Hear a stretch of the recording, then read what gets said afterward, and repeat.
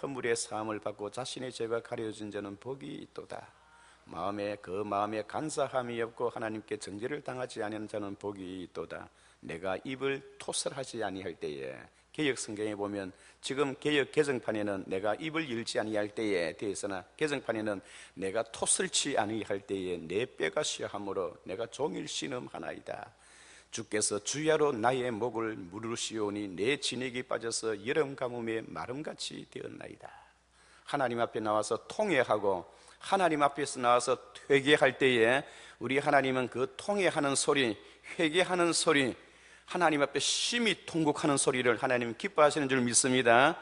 이사야가 그 얼굴을 벽으로 향하여 여호와께 기도하여 가로되 나는 제비같이 핫같이 지저귀며 비둘기같이 슬피 우나이다.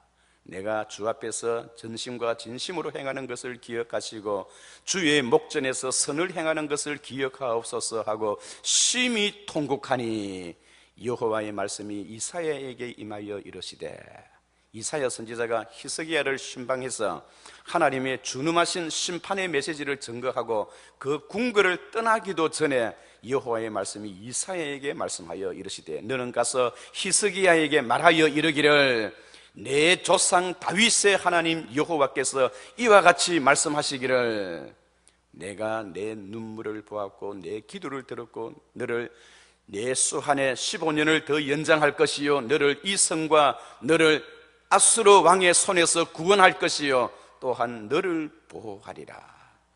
너는 내게 부르짖으며 내게 와서 기도하면 내가 너희를 들을 것이요 진심으로 나를 찾고 찾으면 나를 만나리라. 하나님께서 약속하셨던 거예요. 오늘 이 시간에도 부르짖으면 하나님 만나는 줄 믿습니다. 구하라 그러면 찾을 것이요 얻으라 구하라 그러면 얻을 것이요 찾으라 그러면 찾을 것이요 문을 두드리라 그리하면 열리리니, 구하는 자마다 찾을 것이요 구하는 자마다 얻을 것이요 찾는 자가 찾을 것이요 문을 두드리는 자에게 열릴 것이니라. 너희 중에 아비 된 자로서 자식이 아비에게 생선을 달라고 하는데 뱀을 줄 자가 어디 있으며 알을 달라고 하는데 정갈을 줄 자가 어디 있겠느냐. 너희가 악할 자라도 자식에게 좋은 것을 줄 줄 알거든 하물며 나 하나님이 너희에게 좋은 것을 주지 아니하겠느냐. 하나님은 우리에게 그저 좋은 것을 주시려고, 기회만 있으면 맹분을 만들어서 우리에게 주시려고 하시는 하나님의 그 마음을 기억하시기 바랍니다.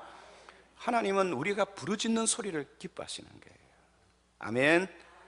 여호와께서 각 사람의 길을 정하시고 그가 넘어지나 아주 넘어지지 아니하면 주께서 그 손을 붙드심이로다.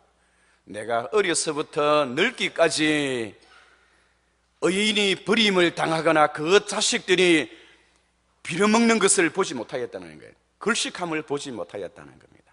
그들은 평생도록 은혜를 베풀며 꾸어주니 그 자손이 복이 있도다. 우리가 새벽마다 하나님 앞에 나가 부르짖는 우리의 기도와 우리의 간구, 이것이 얼마나 귀한지 몰라요. 특별히 우리 교회는 연세 드신 분들이 좀 많아야 돼요. 제가 오늘 아침에 새벽기도 오는데 엘리베이터에 한 권사님을 만나는데 권사님이 참 멀리 계세요. 그 기도하시기 위해 첫 차를 타시고 이리 올라오시는 모습이 얼마나 아름답고 사랑스럽게 보였는지. 아멘. 교회는 연세 드신 분들이 기도하고 한나와 같은 그런 어머니들이 교회에 많아야 교회가 좋아지는 겁니다. 여러분, 교회는 무조건 젊은 사람이 많다고 해서 좋은 게 아니에요. 연세 드신 분들이 기도하고 간구하고 항상 예배 시간에 앞자리에 앉아서 뒤에 젊은이들에게 모범이 되는 거예요. 연세는 드시고 기도는 하시는데 매일 뒷자리에 앉아서 그리 하는 것은 좋지를 못해요. 연세 드실수록 더 앞자리에 나와서 젊은이들의 그런 그 기도하는 모습을 본으로 보이고요. 제가 어렸을 때 교회 나갔을 때 그 시골 교회에 바닥에 의자도 없고 자부동이라 하죠. 방석을 깔아놓고 예배를 드리는데 새벽마다 그 할머니들, 권사님들이 내 주여 어두운 영혼을 고발게 하소서. 이 찬송을 부르면 눈물을 흘리면서 그냥 찬송을 부르는 것이 아니라 어깨를 오른쪽으로 왼쪽으로 리듬에 맞추어서 그래 왔다 갔다 하면서 리듬에 맞춰서 감동적으로 부르던 그 권사님들 지금 다 세상을 떠나시고 천국 가셨지만은 내 머릿속에 남는 것은 그 권사님들이 기도하시고 그 추워서 이 난로도 제대로 되지 아니하고 난로본 연탄불 같은 하나를 피워놓고 그 주위에 앉아서 기도하시는 그 권사님들의 그 얼굴과 그 사랑을 기억하면서 우리 남부산 교회 권사님들도 그러한 그 아름다운 그 모습을 우리 후배들에게 보이고 또 모범을 보이는 그런 좋은 교회가 되었으면 좋겠습니다. 할렐루야. 새벽에 기분 나쁜 게 있습니까? 다 침울하게 보여요. 아멘. 지금 이스라엘의 역사는 마치 세월호가 바다에 빠져서 바다 속에 완전히 침몰되기 직전이었어요. 이때가 이스라엘 역사의 500년의 역사 가운데 우리 조선시대의 역사가 500년이라 하잖아요. 이스라엘의 역사도 500년이에요 500년의 이스라엘 역사가 세월호가 바다에 완전히 침몰되는 것 같은 그런 분위기를 쌓아가면서 제일 마지막에 역대의 임금이었던 요시야 임금, 이미 우리가 살펴보았습니다만 요시야는 8살 때에 왕위에 올라서 31년을 왕위에 통치하면서 타락하고 부패한 나라를 어떻게 하든 새롭게 하려고 무척이나 노력했습니다. 이러한 신실하고 하나님 앞에 유월절을 단행하고 그리고 사사시대 때부터 지금까지 그 유월절을 이렇게 왕성하게 지킨 적이 한 번도 없었다는 거예요. 얼마나 유월절을 하나님 앞에 잘 지켰던지 백성들이 다 모여서 유월절을 지키는데 한 주간 동안 유월절을 지키게 돼 있어요. 그런데 백성들이 집으로 돌아갈 생각을 하지 않는 거예요. 그는 하나님의 성전을 청결하게 하고 그리고 거짓되고 지급적으로 하는 제사장들을 성전에서 다 쫓아보내버리는 거예요. 다 쫓아보내고 신실하고 참신한 하나님의 말씀으로 가득 차 있는 그런 제사장들과 선지자들을 불러서 하나님 앞에 제사 드리도록 그렇게 하게 했고요. 그리고 하나님 앞에 예배가 든든하게 살아있으니 나라도 든든하게 되어졌던 겁니다. 그런데 그의 나이 39세가 되던 그때에 세계의 변화의 역사가 새로운 소용돌이의 역사 속으로 빨려 들어가는데요. 저 북쪽에는 신흥국가였던 바빌론 나라가 등장하고 남쪽에는 이 애굽 나라가 더 힘을 강하여 이 바로가 더욱더 힘을 강성하여 마치 토끼를 가운데 한 마리에 두고 늑대 2마리가 서로서로 이 토끼를 잡아먹으려고 하는 그러한 그 분위기 속에서요, 이 앞날에 한치도 내다볼 수 없는 그런 긴박한 역사의 그 소용돌이 속에 오늘 이 요시야 왕이 어떠한 길을 선택할 것인가 고민을 하는 거예요. 그랬더니 신하들이 나타났어요. 꼭 그래 되면 여러분들 신하들이 또 나라 정치를 하잖아요. 폐하, 우리가 이럴 때일수록 신흥 바빌론을 의지해야 합니다. 아닙니다. 애국과의 관계는 우리가 이미 500년 동안이나 애국과의 관계를 유지하고 명분이 있는데 우리가 애국을 의지해야 합니다. 많은 정치인들이 분열이 되었어요. 야당과 여당으로 분열이 되어서 한쪽에는 바빌론을 의지한다, 한쪽에는 애굽을 의지한다는 그런 가운데서 아주 긴박한 갈등과 고민을 하고 있는 그때에 하나님 앞에 부름을 받은 선지자가 있었습니다. 그 선지자가 바로 이 시대 말에 세월호가 바닷속으로 완전히 침몰되기 직전에 부름을 받았던 선지자가 바로 눈물의 선지자 누구입니까? 예레미야 선지자예요.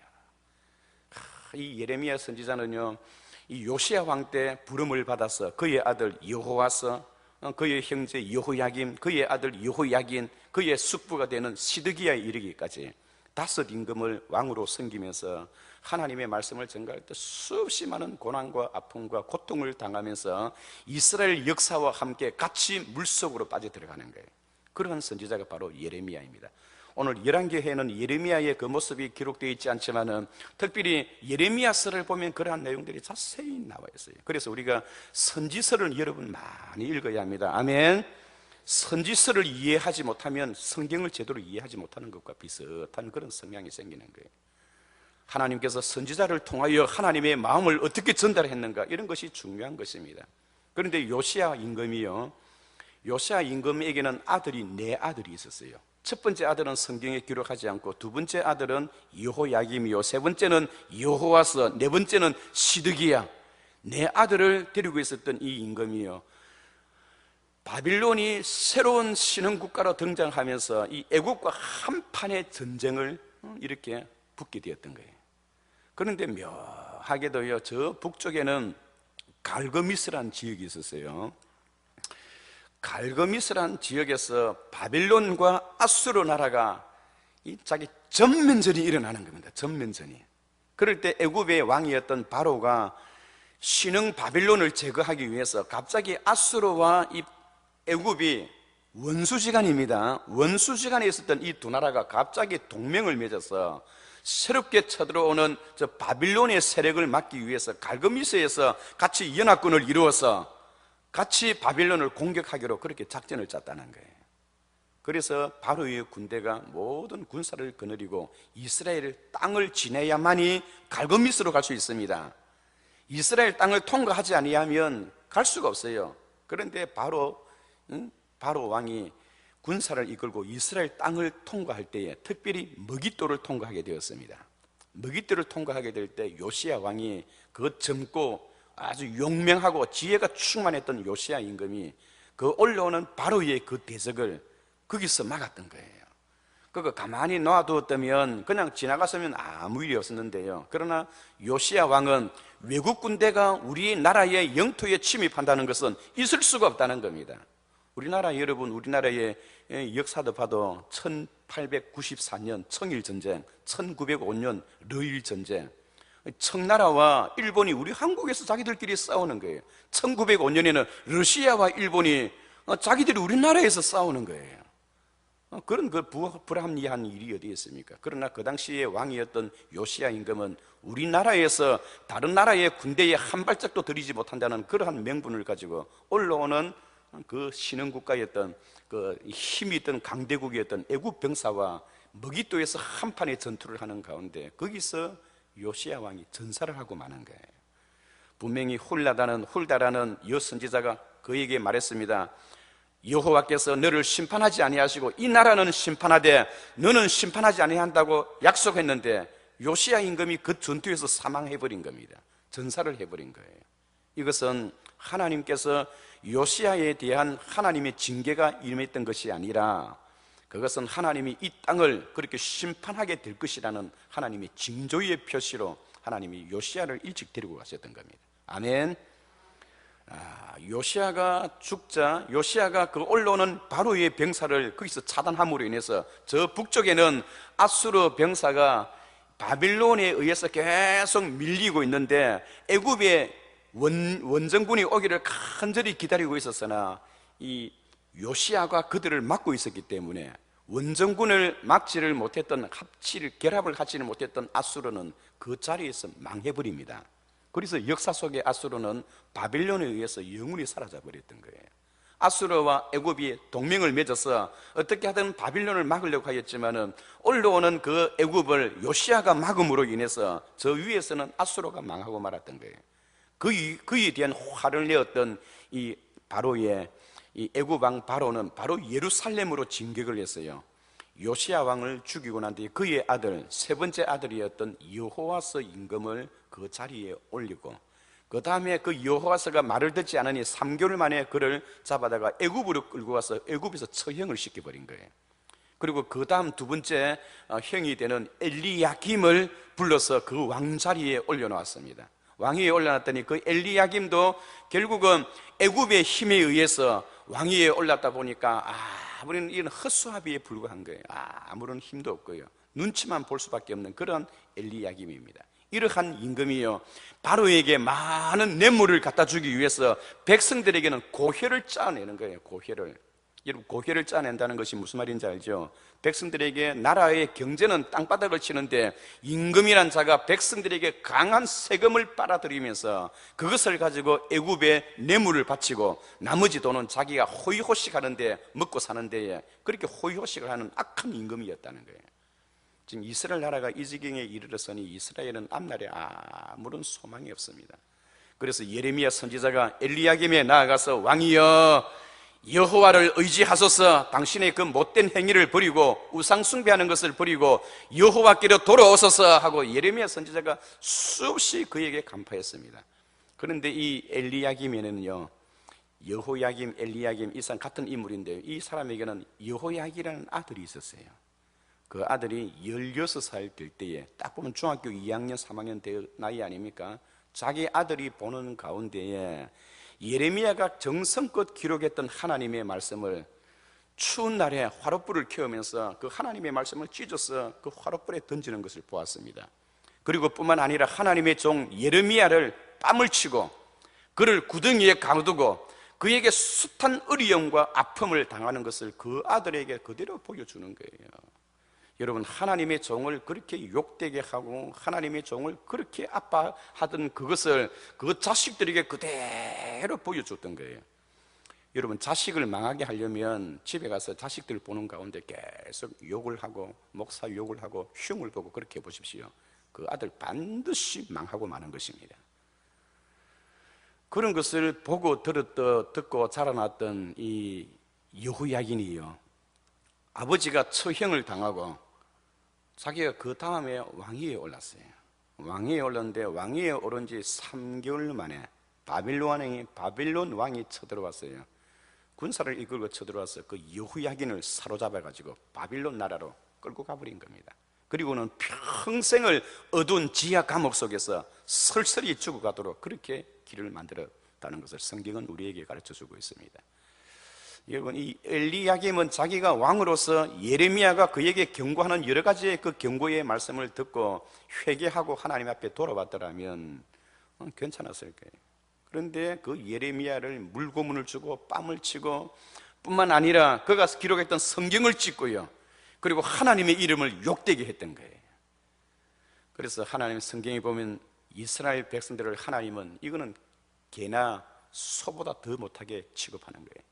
아, 이스라엘아 들으라, 하늘이여 들으라, 땅이여 귀를 기울이라, 내가 자식을 양육하였거늘 이들은 알지 못하고 듣지 못하는도다. 소는 임자를 알고 나귀는 구인의 주인의 구유를 알거만은 이 백성은 알지 못하고 깨닫지 못하는도다.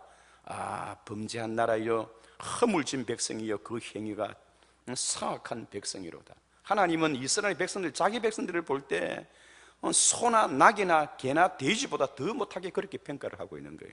또 심지어는 소돔의 백성들아 내 말을 들을지어다, 고모로의 백성들아 내 법도를 지킬지어다. 하나님의 백성을 두고요, 하나님은 소돔과 고모라의 성에 살고 있는 사람들보다 더 악한 사람으로 그렇게 취급을 하고 있는 거예요. 너희의 무수한 재물이 너에게 무엇이 유익하냐? 나는 수양의 기름과 살찐 짐승의 기름에 배불렀고 나는 수송아지나 어린 양이나 어린 염소의 피를 기뻐하지 아니하노니 너희가 내게 그것을 보이려 나오니 누가 그것을 너희에게 요구하였느냐? 헛된 재물을 다시 가져오지 말라. 분향은 나에게 가정한 것이요, 너희가 월삭과 대회가 안식일로 모이는 것도 그러하며 성일과 함께 죄악을 행하는 것을 듣지 못하게 했노라. 그러므로 너희가 내게 와서 손을 들며 나에게 은혜를 구하며 우리를 불쌍히 여기달라 하여 봐라. 너희가 손을 들 때에 내 눈을 가리우고 너희가 많이 기도할지라도 내가 듣지 아니하면 너희 손에 피가 가득함이니라. 만군의 여호와가 이르노라. 내 이름을 멸시하는 제사장들아 여호와의 말씀을 들을지어다. 자식은 아비를, 종은 주인을 공경하나 내가 너희들의 부모여 너희들의 아비여 너희들의 주인일진데 너희가 나를 공경함이 어디 있으며 나를 두려워함이 어디 있느냐? 너희가 더러운 떡을 내 제단에 드리고도 말하기를 우리가 어떻게 주의 이름을 드리폈나이까 하는도다. 만군의 여호와가 이르노라. 너희가 눈먼 희생 제물을 드리며 저는 것 병드는 것을 나에게 드리는 것이 어찌 악하지 아니하냐? 그것을 너희 총독에게 드려보라. 그가 너희를 기쁘게 받으며 너희를 기뻐하시겠느냐?